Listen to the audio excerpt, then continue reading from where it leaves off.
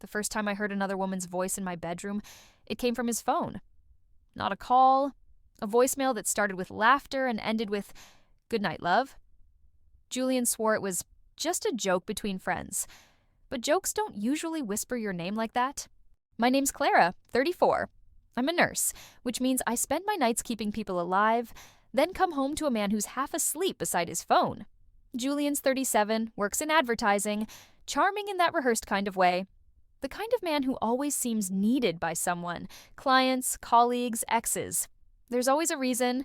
Every night, while I peel off my scrubs and wash the scent of hospitals off my skin, he's in bed, screen glowing faintly against the dark.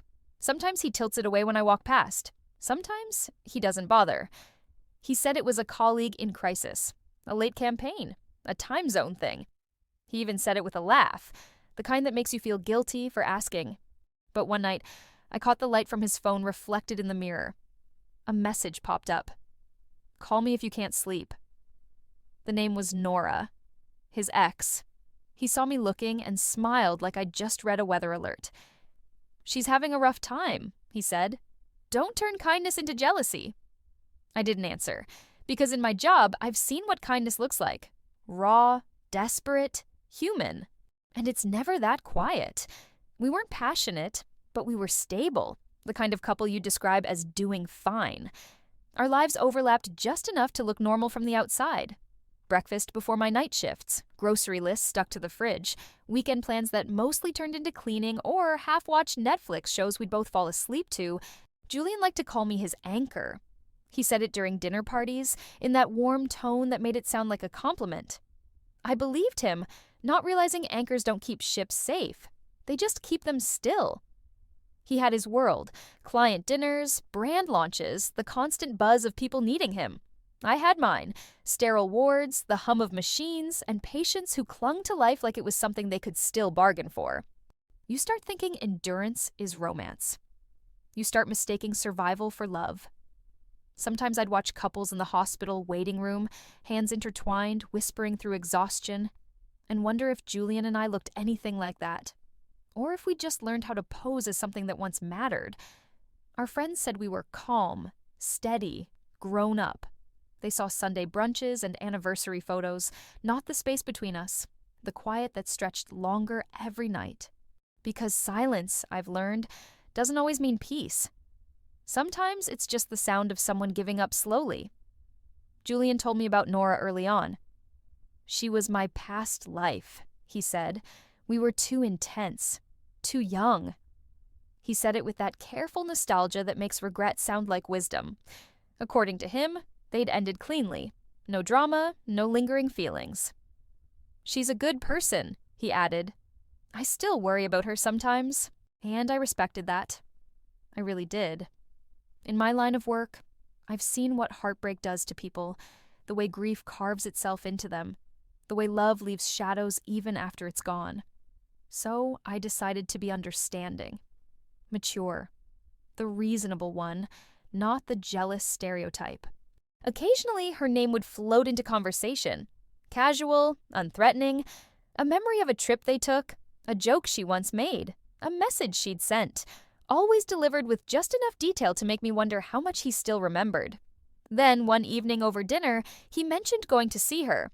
Her mother passed away, he said. She needed closure. That word, closure, sounded noble when he said it. Like therapy or empathy. But I've learned closure is just emotional tax evasion, pretending to settle a debt while still collecting interest. He said she was a friend in need. I should have asked why every need sounded like a secret. It started with luck. Or what I thought was luck. One of the nurses called in to cover my weekend shift, so I got a rare night off. A whole evening that didn't smell like antiseptic or sound like heart monitors. I texted Julian, "Dinner's on me tonight. I'll grab that pasta you love." He replied almost instantly, "Ah, damn, already heading out. Client drinks. Won't be long, though." I told him to have fun. Then I set 2 plates anyway. I waited until the pasta went cold, the sauce turning sticky in the pan. Around 9, I gave up and opened my phone. Scrolled through the usual noise, hospital memes, coworkers' selfies, ads for scrubs, until I saw it. Nora's account. Private, but not private enough. A photo of a table, 2 glasses of wine, a woman's hand resting beside one, and in the reflection of the glass, the faint glint of Julian's watch. The same one I'd given him last year, engraved with, "For the nights we survived together." He said he didn't like social media. Turns out he just didn't like accountability. When he finally came home, he smelled faintly of perfume, not strong, just enough to make me think of someone who leaned in close. He looked drained, but not drunk. "Rough night," he said. "Nora had a panic attack. I stayed until she calmed down. I remember nodding, saying something like, 'That's kind of you.' But inside, I felt a strange stillness, the kind that settles when the truth stops surprising you." He looked exhausted, the way liars look when they've overestimated your capacity for denial. I didn't confront him that night. I just started watching how he lied. Calm, kind, and practiced. A week later, during a lull between rounds, my phone buzzed in my pocket. Unknown number. I almost ignored it. But something about the timing made me answer. The voice on the other end was trembling. "You don't know me?" she said. "My name's Lena. I'm Nora's sister." The sound of her crying filled the silence between us. Quiet, wet, unfiltered grief. I stepped into the empty break room, closing the door behind me. "She's in hospital," Lena said. She tried to end her life." For a moment, all I could hear was the hum of the vending machine. Then she continued. "I found your number in her phone, under a message thread, your name next to Julian's." I felt my throat close. I don't understand." "She told me you were his fiancé," Lena said softly, like she was trying to make sense of it herself. The room felt airless. The clock on the wall ticked too loudly. My hands were shaking, not from shock, from recognition. Something in me already knew this wasn't just a misunderstanding. "I'm not," I whispered, but even saying it felt false, as if the denial came too late to matter. That night, Julian came home pale, shaken. "Nora's in ICU," he said, voice cracking. "I need to check on her."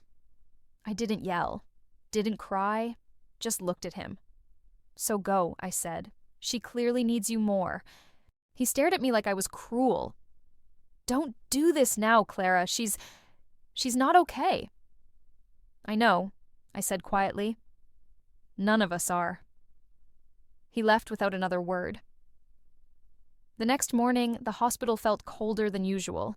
I was charting vitals when a colleague leaned in, hesitant. "Did you hear about Nora?" I didn't breathe. "She didn't make it," they said. "Sleeping pills, no note." The clipboard slipped from my hand. For a long time, I just stood there, staring at nothing, surrounded by the sound of monitors keeping other people alive. Julian never called. Not that day, not the next. And in the silence that followed, I realized something cruel about grief. It's contagious. It passes between the living like guilt. I'd spent my life keeping people alive. I never thought I'd envy someone for leaving first. Julian disappeared for 3 days after Nora's death. No calls, no messages, just absence.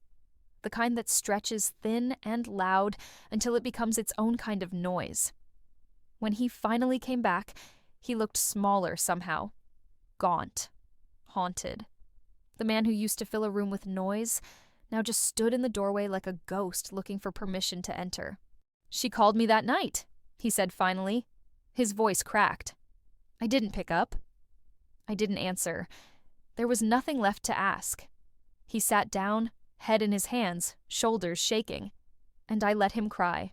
For her. For himself. Maybe even for the version of us that used to exist before all the lies. Grief looks a lot like guilt when you strip away the adjectives. When he could finally speak again, the truth came out in uneven breaths. They'd been seeing each other again for months. Secret dinners, quiet messages, guilt disguised as closure. "She said she couldn't handle being replaced," he murmured. I stared at him, calm, empty. "You didn't replace her," I said. "You recycled her." He flinched like I'd hit him, then grabbed my hand. "Please, Clara, I'm broken. I've been broken for a long time." I remembered him saying those same words when we first met. Back then, I thought I could fix broken things. "I believed you once when you said that," I whispered. "I just didn't realize broken people can still break others." He fell asleep on the couch that night, clutching his phone like a confession. Days later, my phone rang again. Lena. Her voice was sharper this time, steadier. "He's been texting me," she said, apologizing, offering money for the funeral. For a moment, I couldn't tell if I was shocked or just tired. Then something inside me went very still, a cold, deliberate kind of calm. Not rage, just symmetry. He used compassion like currency, I thought. I decided to spend it all at once. When Julian finally stopped crying, he asked if I'd help with the funeral. His voice was soft, cracked open, like a child asking permission to feel human again. "Of course," I said. "You shouldn't have to do this alone."